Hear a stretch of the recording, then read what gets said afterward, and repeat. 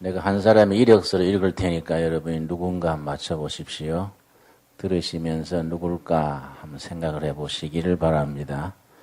31살 때 사업에 실패했습니다. 아주 알거지가 됐습니다. 32살 때 입법위원회에 나서서 실패하고 35살 때 사랑하는 애인이 병으로 죽었습니다. 36살 때 애인 죽은 뒤에 신경쇠약이 아주 심해져서 아주 어려운 고비를 지냈습니다. 38살 때 당 대변인으로 나섰다가 또 실패했습니다. 40세 때 선거위원으로 나섰는데 또 실패했습니다. 43세 때 하원의원에 출마했다가 역시 낙선했습니다. 50세 때 상원의원으로 출마했다가 또 떨어졌습니다.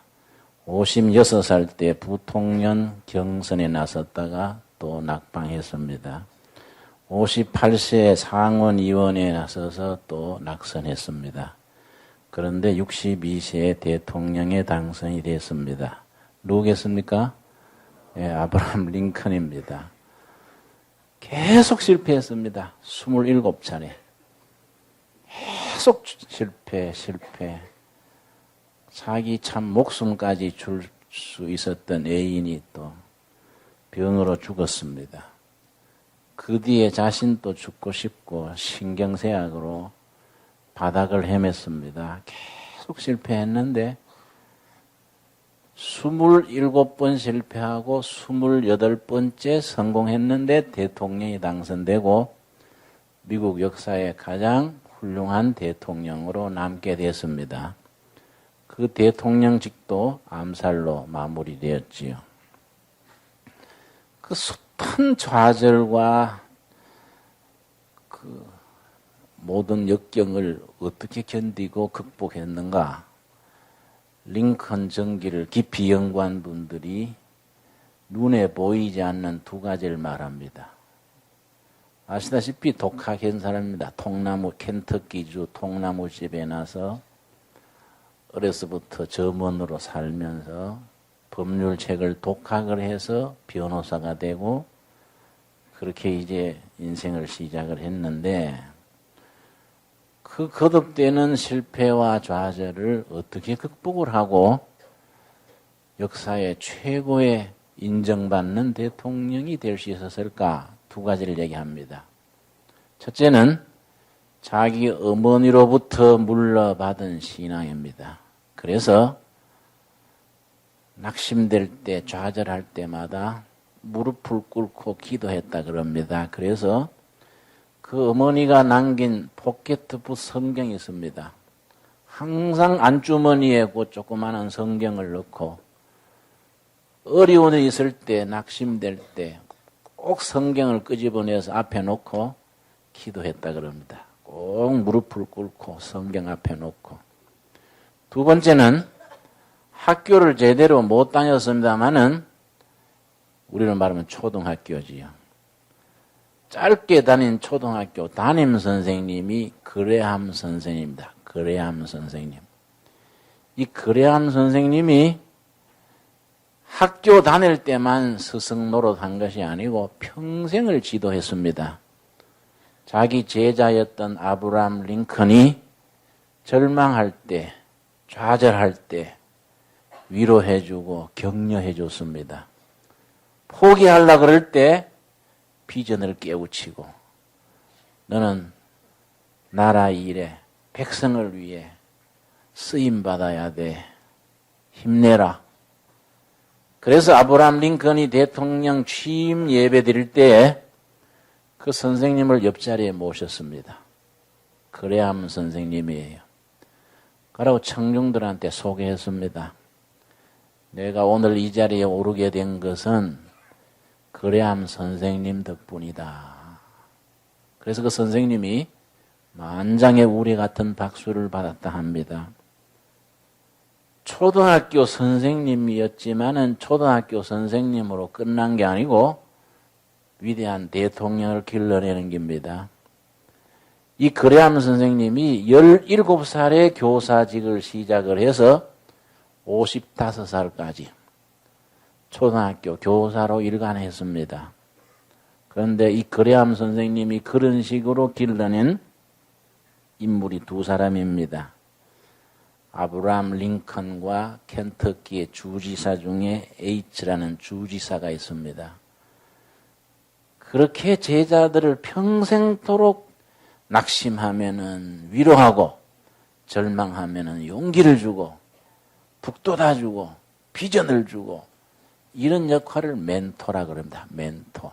그래서 멘토 그레암 선생님이 아브라함 링컨을 길러냈다고 말을 합니다. 지난주에 멘토에 대해서 잠깐 언급한 적이 있습니다. 트로이 전쟁의 영웅 오디세우스 왕이 출전하면서 자기 아들 테레마쿠스입니다. 몸도 마음도 약했다 그래요. 심약한 자기 아들을 걱정해서 친구 멘토에게 부탁을 했습니다. 지난주에 말씀드린 걸 내가 간단하게 그걸 되풀이합니다. 멘토는 사람 이름입니다.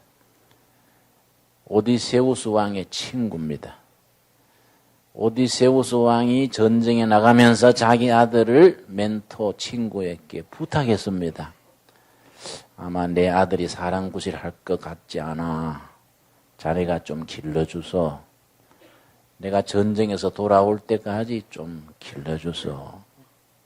이래 부탁하고 갔는데 트로이 전쟁이 20년 이상 끌었습니다. 오랜 세월이 지난 뒤에 돌아오니까 멘토 선생님의 영향으로 아들 테레마쿠스가 훌륭한 일꾼으로 성장해 있었습니다. 그래서 세월이 지난 뒤에 그 멘토 스승의 이름을 따서 1대1로 사람을 길러내는 과정을 멘토링이라고 그렇게 부릅니다. 이 책은 멘토링으로 박사학위를 받은 책인데 우리 교회 교인이 썼습니다. 우리 교인 중에 김덕주 목사라는 분이 교인입니다. 목사님이면서 멘토링 연구회 사무실을 하고 있습니다. 리버티 신학대학의 멘토링 주제로 박사학위를 받은 논문을 2주 전에 나한테 보내왔기 때문에 내가 읽으면서 도움을 많이 받았습니다. 우리 교회에 여러 분야의 인재들이 많습니다. 앞으로 다 자기 몫을 할 수 있도록 우리 교회가 그렇게 인재 풀이 돼서 활성화돼야 되겠지요. 여기 쭉 자료가 나오는 것 중에 보면은 1978년에 예일대학의 레빈슨 교수란 분이 옛날 그 시랍 신화에 나오는 멘토에 대한 이야기를 현대화했습니다. 그래서 멘토링에 대해서 소개를 하면서 지금은 스승이 제자를, 아버지가 아들을, 엄마가 딸을, 부부간에도 마찬가지입니다. 남편이 아내를, 아내가 남편을 1대1로 서로 북돋아주고 키워주고 낙심하면 위로해주고 좌절하면 용기를 주고 그렇게 이끌면서 가르치는 과정을 멘토링이라 그럽니다. 가르치는 입장에 있는 분을 멘토라 그러고 배우는 입장에 있는 분을 멘티라 그럽니다. 그래서 멘토링이라는 것은 스승 멘토와 제자 멘티 사이에 가슴에서 가슴으로 인격에서 인격으로 1대1로 맺어지는 그런 관계를 멘토링이라고 말합니다. 여기 보면은 그 예일대학의 교수 레빈슨 교수가 쓴 말 중에 무슨 말이 있냐면은 청소년 시기에 성인으로 들어가는 시기에 중고등학교를 거쳐서 대학을 들어가면서 그 성인으로 올라가는 시기에 좋은 멘토가 없다는 것은 마치 어린아이에게 좋은 부모가 없는 것과 같다. 그래서 멘토라는 것은 부모의 역할입니다. 우리의 자녀들이 청소년기를 지나서 고민 많은 시대입니다. 신앙의 회의도 하고 인생의 좌절도 하고 인생이 살만한 가치가 있을까? 갈등하는 시기입니다. 그때 좋은 멘토가 있어서 이끌어주지 못하면은 마치 좋은 부모가 없는 것과 같다. 그런 얘기를 썼습니다. 오늘 읽은 본문 말씀에 같은 말씀 나옵니다. 요한복음 14장 18절 읽겠습니다. 요한복음 14장 18절 말씀. 우리 같이 읽겠습니다. 내가 너희를 고아와 같이 버려두지 아니하고 너희에게 오리라. 우리 주님께서 승천하시기 전에 내가 가면 너희를 돌아볼 수 있는 분 보내주겠다. 내가 너희를 고아와 같이 버려두지 않겠다. 누구를 보내주시느냐? 그 16절입니다. 16절. 내가 아버지께 구하겠으니 그가 또 다른 누굽니까? 보혜사. 거기 줄을 칩시다. 아주 중요한 이름입니다. 보혜사를 너희에게 주사 영원토록 너희와 함께 있게 하시리라. 내가 가면 너희를 고아처럼 버려두지 아니하고 너희들을 인간적으로 신앙적으로 돌아볼 분을 보내는데 보혜사를 보내준다. 성령을 일컫는 말입니다. 보혜사란 말은 헬라어 성경 원문에는 파라크레토스입니다. 파라크레토스. 보혜사란 말입니다. 보혜사. 은혜로 이끄시고 도우시고 붙들어 주시는 스승 성령님이 보혜사 성령님입니다. 그 보혜사 성령님이 우리를 때를 따라 도우시는데 말하자면 딱 멘토의 역할입니다. 파라크레토스라는 보혜사란 말의 뜻이 세 가지입니다. 그 단어 자체가 세 가지 의미를 가집니다. 첫째는 모르는 것을 가르쳐준다. 둘째는 잘못했을 때 꾸짖어 책망한다. 잘못하고 빗나갈 때 바로잡아주는 겁니다. 세 번째는 연약할 때 힘을 준다. 이 파라크레토스의 역할입니다. 바로 그것이 멘토의 역할입니다. 자, 파라크레토스 보혜사 성령님이 우리를 고아 같이 버려두지 아니하고 예수님께서 때를 따라 모를 때 깨우쳐주고 잘못할 때 꾸짖어 책망하고 낙심하고 좌절할 때 마치 아브라함 링컨이 좌절했을 때 그 스승 그레함 선생님이 격려하고 용기를 주고 또 새 출발하게 하고 그렇게 했듯이 그런 역할을 우리는 보혜사 성령님으로부터 힘을 얻고 용기를 얻고 다시 출발할 수 있는 그런 영적인 인간적인 힘을 받게 되는 겁니다. 그 보혜사 성령님이 우리 삶에 아주 훌륭하신 멘토로서의 성령님이 하시는 일이 뭐냐? 26절입니다. 26절 말씀. 보혜사 곧 아버지께서 내 이름으로 보내실 성령 그가 너희에게 모든 것을 가르치시고 내가 너희에게 말한 모든 것을 생각나게 하시리라. 그 보혜사 성령님이 너희를 모르는 것을 깨우쳐준다. 아까 말씀드린 헬라어의 보혜사란 말이 파라크레토스라 그랬지요. 영어 성경에는 주로 컴포터 그렇게 번역을 합니다. 컴포터라는 단어는 뜻이 주로 세 가지입니다. 첫째는 위로자, 위로해주는 사람. 둘째는 성령입니다. 성령. 셋째는 어린아이들 젖꼭지에 그 곰부로 젖꼭지 있지요? 곰부로 애들 젖꼭지 물리는 게 있습니다. 고무 젖꼭지 그게 컴포터입니다. 그거 빨면서 위로받으라고 그러는가 이름을 그래 지었어요. 이 파라크레토스입니다.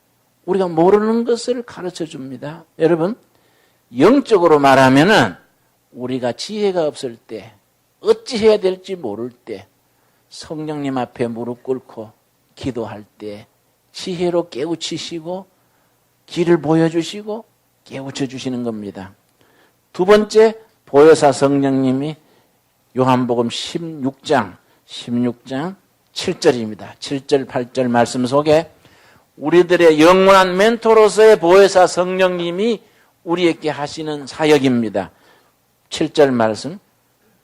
그러하나 내가 너희에게 실상을 말하노니 내가 떠나가는 것이 너희에게 유익이라. 내가 떠나가지 아니하면 누굽니까? 보혜사, 우리의 위대한 스승, 우리의 멘토 파라크레토스 보혜사가 너희에게로 오시지 아니할 것이요 가면 내가 그를 너희에게로 보내리니. 그 다음 8절 같이 읽겠습니다. 그가 와서 죄에 대하여 의에 대하여 심판에 대하여 세상을 책망하시리라. 우리가 잘못 땐 길을 걸어갈 때 꾸지람하십니다. 야, 이 사람아, 그러면 안 되네. 그게 사람답지 못한 짓 아닌가? 꾸짖어 책망합니다. 우리 보혜사 성령님이 우리 인생의 멘토가 되셔서 헛된 길을 갈 때 깨우쳐 주시는 겁니다. 여러분, 사무엘상 1장에는 두 가정이 나옵니다. 우리 한번 찾아보겠습니다. 사무엘상 1장에 아주 대조적인 두 가정이 등장합니다. 첫 번째는 엘가나 한나의 가정입니다. 1장 1절 말씀.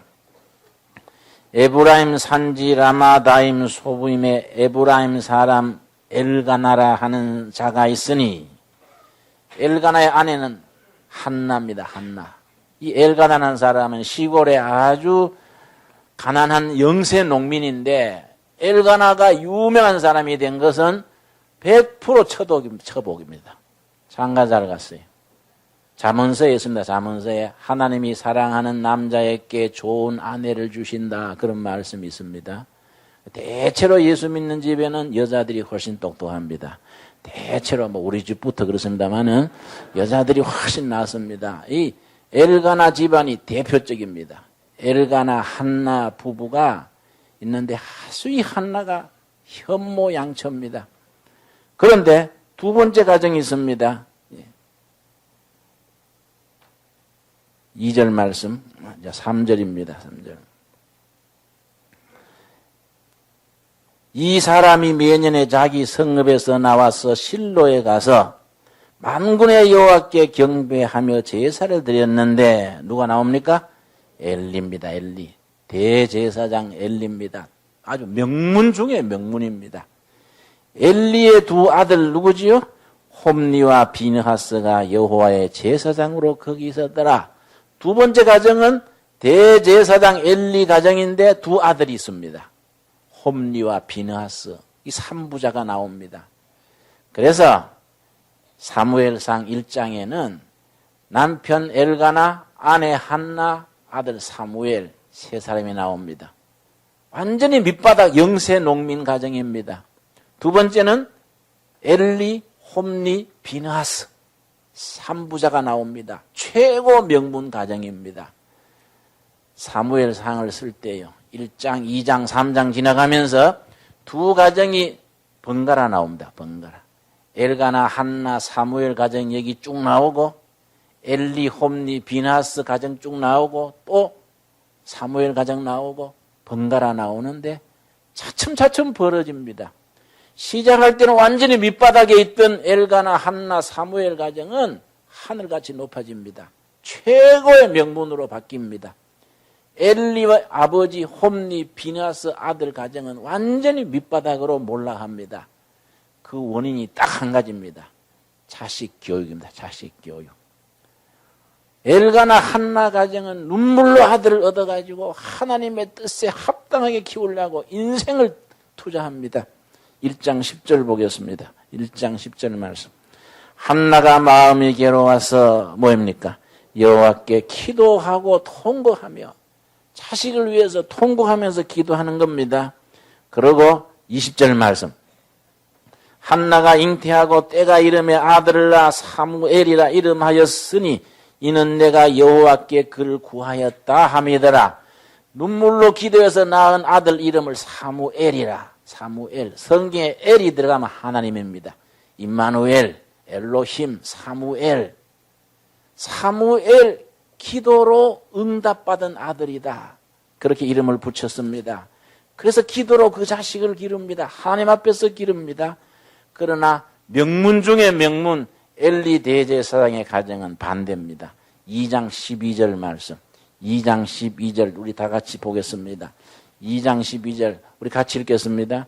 엘리의 아들들은 불량자라 여호와를 알지 아니하더라. 대제사장의 두 아들이 완전히 불량배, 하나님을 모르고 인간 말자가 되는 그런 아들로 자랐습니다. 그 이유가 뭐냐? 그 이유를 썼습니다. 2장 29절입니다. 2장 29절 말씀. 너희는 어찌하여 내가 나의 처소에서 명한 나의 제물과 예물을 밟으며, 그 다음 같이 읽겠습니다. 너 아들들을 나보다 더 중히 여겨 내 백성 이스라엘에 드리는 가장 좋은 것으로 스스로 살찌게 하느냐? 엘리 대제사장은 지만 높았는데 자식을 하나님 위에 놓았습니다. 하나님 위에. 자식들이 잘못할 때 꾸지람하지 않고 책망하지 않고 멘토의 역할을 아예 포기해버렸습니다. 자식 키 한 줄 말고 오냐 하나님 위에다가 놓았습니다. 그 자식들이 불량자가 돼가지고 완전히 가문이 몰락해버렸습니다. 반면에 눈물의 기도에 응답으로 얻은 아들 사무엘의 가정은 어떻게 됐습니까? 2장 26절입니다. 2장 26절 말씀 우리 한번 같이 읽겠습니다. 아이 사무엘이 점점 자라매 여호와 사람들에게 은총을 더욱 받더라. 여러분, 완전히 밑바닥 가정이 사무엘 자식을 하나님 앞에서 바로 가르치고 바로 이끌면서 훌륭한 인물로 자랐습니다.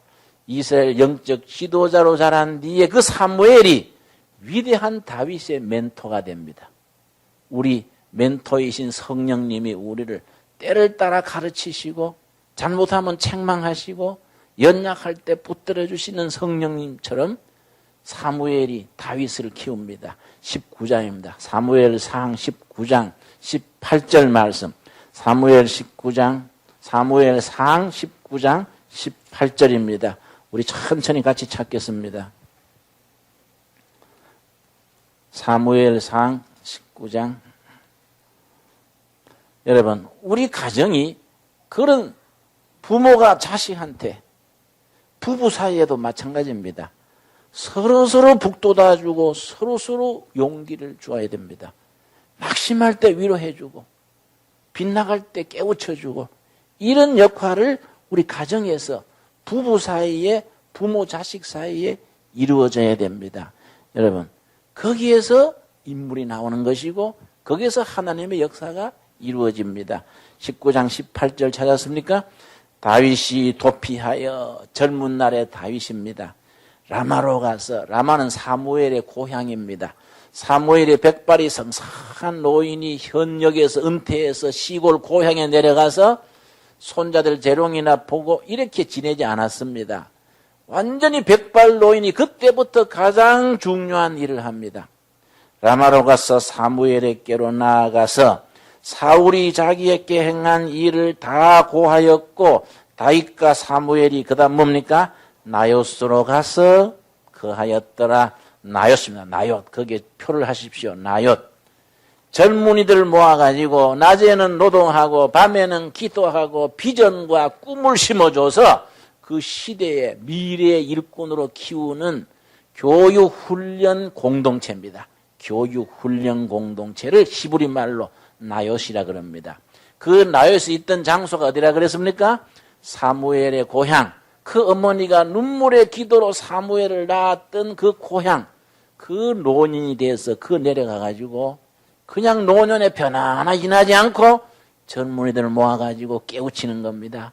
젊은이들이 방황하면은 붙들어주고 낙심하면 용기를 주고 좌절하면은 비전을 줍니다. 그 나요스, 라만 나요시입니다. 거기에서 위대한 다윗이 사무엘의 멘토를 받으면서 사무엘의 기도와 인격과 비전과 꿈을 온몸에 받으면서 다윗 왕이 거기에서 출현하는 겁니다. 여러분, 우리 한국교회는 우리나라의 그런 지도자를 길러야 됩니다. 정치가들을 길러야 돼요. 우리나라의 교육자도 길러야 됩니다. 이 나라의 정신세계를 이끌어갈 수 있는 지도자들을 이 시대에 라마 나요 시대 가지고 길러갈 수 있는 그런 교회가 돼야 됩니다. 지금 이번에도 국회의원이 299명이 뽑혔지요. 17대 국회입니다. 개신교 신자가 103명입니다. 캐톨릭 신자가 70명입니다. 불교 신자는 34명입니다. 이 불교는 비상입니다, 지금. 왜냐하면은 15대 때 불교 신자가 80명이랬습니다. 16대 때 42명이랬습니다. 지금 17대 때 34명으로 계속 절반 줄어드는 겁니다. 그래서 스님들이 야, 우리 산에서 목탁 치는 사이에 인재들은 다 떠난 거 아닌가. 할배만 와가지고 촛불 켜놓고 뭐 이러고 이 큰일 났다. 아주 불교에서는 비상입니다. 그런데 캐톨릭 쪽에서는 계속 올라갑니다. 16대 캐톨릭이 41명인가 그랬습니다. 지금 70명입니다. 그럼 뭡니까? 이 사회를 이끌어가는 지도급 인사들이 캐톨릭 쪽에 굉장히 호감을 가지는 겁니다. 우리 개신교는 그만아마 103명입니다만 그 앞에 16대 때는 116명이랬습니다. 줄어든 거지요, 여러분. 교회는 영적 멘토가 돼가지고 우리 젊은이들에게 꿈을 심어주고 비전을 깨우쳐주고 방황할 때 길을 보여주고 좌절할 때 용기를 주고 그런 멘토의 역할을 할 수 있는 그런 교회가 돼야 됩니다. 여러분, 우리 두레교회가 지금부터 30년 뒤에는 두레교회 출신들이 이 나라의 국회도 이끌고 청와대도 들어가고 대학 총장도 되고 기업도 일으키고 이 사회를 일으키는 큰 일꾼들을 우리가 두레교회에서 길러낼 수 있어야 되겠습니다. 아멘 하십니까? 꼭 내 자식만 생각하는 것은 소인배들의 역할입니다. 내 자식만 자식이 아닙니다. 이 시대에 태어난 자식은 다 우리 자식입니다. 우리 자식. 다 하나님의 자녀들입니다. 성령께서 파라크레토스 성령께서 그들의 위대한 스승이 되셔서 모르는 것을 깨우쳐 주시고 잘못한 것을 책망하시고 연약할 때 힘들 때 깨우쳐 주는 겁니다. 여러분 사무엘상 19장 19절 말씀 읽겠습니다. 19절 말씀 우리 같이 읽겠습니다. 혹이 사울에게 고하여 가로되 다윗이 라마 나요스에 있더이다. 라마에 있는 젊은이들을 길러내는 교육훈련 공동체 라마 나요스입니다. 두레교회는 두레 라마 나요스 돼야 돼요. 우리 한 다리 꼴짜기에 라마 나요스 돼가지고 두레교회 출신들이 이 나라를 이끌고 구리시를 이끌고 복음의 비전을 가지고 아시아를 변화시키겠다는 그런 포부를 심어줘야 돼요. 교회는 그런 일을 해야 되는 겁니다. 많이 모인다고 교회가 그게 큰 교회가 아닙니다, 여러분. 뜻이 크고 꿈이 크고 비전이 커야 큰 교회이지 숫자 많다고 큰 교회입니까? 여러분 내가 지난번에 말씀드렸지요. 인천 어디 가는데 그 무슨 교회인가 몇만 명 모이는 교회 있습니다. 우리 교단 교회 주한 무슨 그 목사님이 내 앞에 스피커를 했습니다. 나와가지고 하시는 말씀이 우리 교회는 해외 선교사 3,000명 보내는 것이 교회의 목표입니다. 대단하지요. 예수님이 땅끝까지 복음 전하라 하셨는데 해외 선교사 3,000명 보낸다는 건 위대한 사업입니다. 그리고 하시는 말씀이 지금 잘 진행돼 가고 있습니다. 근데 그 다음에 내가 강의할 차례인데 내가 말씀드렸습니다. 앞에 나오신 강사님께서 예수님의 명령을 따라서 해외 선교사 3,000명 보내신다는 게 참 훌륭합니다. 근데 우리 교회는 두레교회는 이 나라, 이 조국을 이끌어갈 3,000명의 일꾼을 기르는 데 투자하려는 기도를 제목을 삼고 있습니다. 내가 그렇게 말했습니다. 해외 선교사 3,000명 가는 교회도 중요하고 이 나라 통일 한국 시대를 이끌어갈 3,000명의 일꾼을 길러내는 교회도 필요한 겁니다. 나는 기꺼이 후자를 택하는 겁니다. 이 시대에 라마 나요시 돼가지고 영적인 멘토로서 우리의 일꾼들을 뜨겁게 하고 꿈꾸게 하고 비전을 심어서 모르는 것을 깨우쳐주고 잘못하면 책망하고 연약할 때 힘줘야 됩니다. 여러분 로마서 8장 26절에 여러분 보혜사 성령께서 때를 따라 우리들을 도우시는 사역이 거기에 다시 나옵니다. 로마서 8장 26절입니다. 우리 천천히 다 같이 찾겠습니다. 로마서 8장 26절 말씀 신약성경 251페이지 다 찾으셨습니까?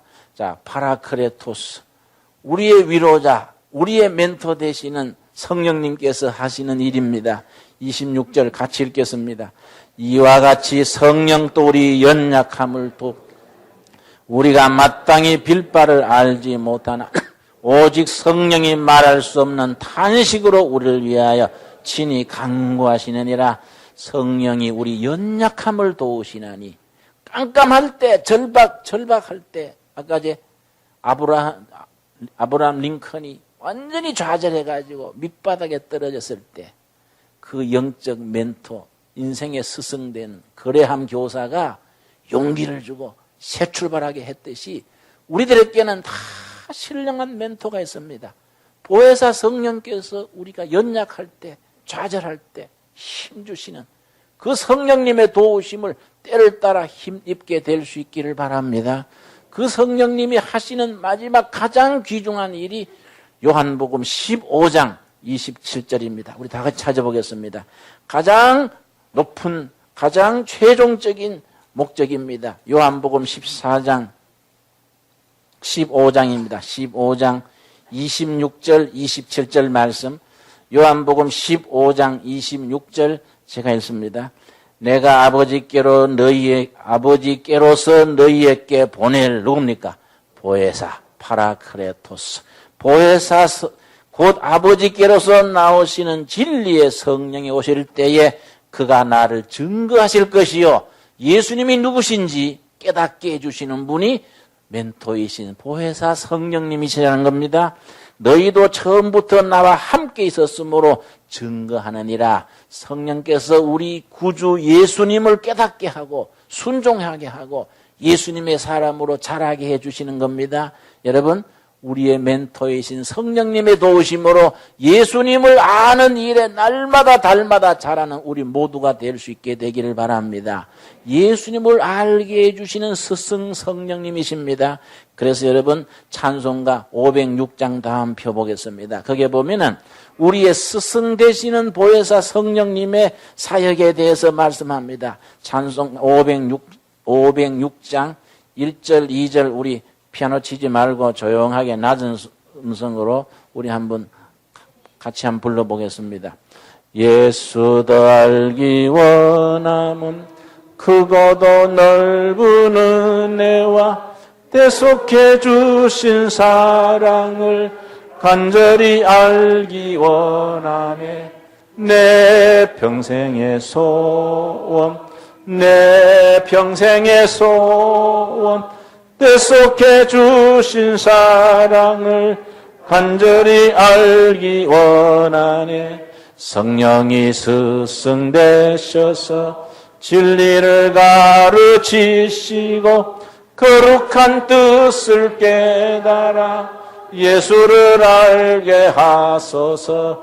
내 평생의 소원, 내 평생의 소원, 대속해 주신 사랑을 간절히 알기 원하네. 여러분, 2절 가사를 한번 보십시오. 성령이 누구 되신다고요?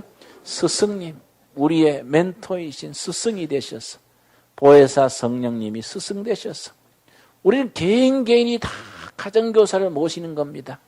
스승 되셔서 진리를 가르치시고 거룩한 뜻을 깨달아 누구를 알게 합니까? 예수를 알게 하옵소서. 우리 스승 되시는 성령님의 도우심을 힘입어서 예수님을 아는 지식이 충만한 데까지 자라는 우리 둘의 공동체, 이 시대 라마 나요시 될 수 있기를 바랍니다. 우리 2절 다시 한번 부르고 마치겠습니다. 성령이 스승 되셔서 진리를 가르치시고 거룩한 뜻을 깨달아 예수를 알게 하소서. 내 평생의 소원, 내 평생의 소원, 대속해 주신 사랑을 간절히 알기 원하네. 기도하겠습니다. 우리의 스승 되신 성령님, 우리의 영원한 멘토 되신 보혜사 성령님 감사합니다. 세상은 악하고 복잡한데 우리는 너무나 연약하고 너무나 심약합니다. 때를 따라 깨우쳐 주시고 책망하여 주시고 연약할 때 힘 주시고 우리 구주 예수님을 아는 지식에서 날마다 때마다 자라게 하여 주시옵소서. 여 아버지, 성령께서 날마다 우리를 붙드셔서 정말로 낙심할 때 힘 주시고 좌절할 때 용기를 주시고 인생 가는 길에 포기할 때 비전으로 힘 주셔서 다시 새 출발할 수 있도록 그리하여 하나님의 일에 쓰임받는 도구가 되어질 수 있도록 주여 이끌어 주시옵소서. 우리 둘의 교회를 세우실 때 아버지께서 섭리가인 줄 믿습니다. 이 시대의 라마 나요시 되게 하시며 이 재단에서 깨우침 받은 우리 아들 딸들이 이 시대의 멘티들이 정말 성령님의 깨우치심을 힘입어서 이 앞으로 다가오는 시대에 나라와 사회와 교회를 이끌 수 있는 위대한 일꾼들, 비전의 사람들, 꿈의 아들, 딸들이 될 수 있도록 성령님 때를 따라 역사하여 주시옵시고 우리의 모든 지식과 사업과 모든 재물과 모든 하는 일이 이러한 일을 이루어가는 일에 도구로 쓰임받을 수 있도록 사용하여 주시고 세워주시고 이끌어 주시옵소서. 우리들의 위대한 스승 예수님 이름 받들어 기도드려 사옵나이다. 아멘.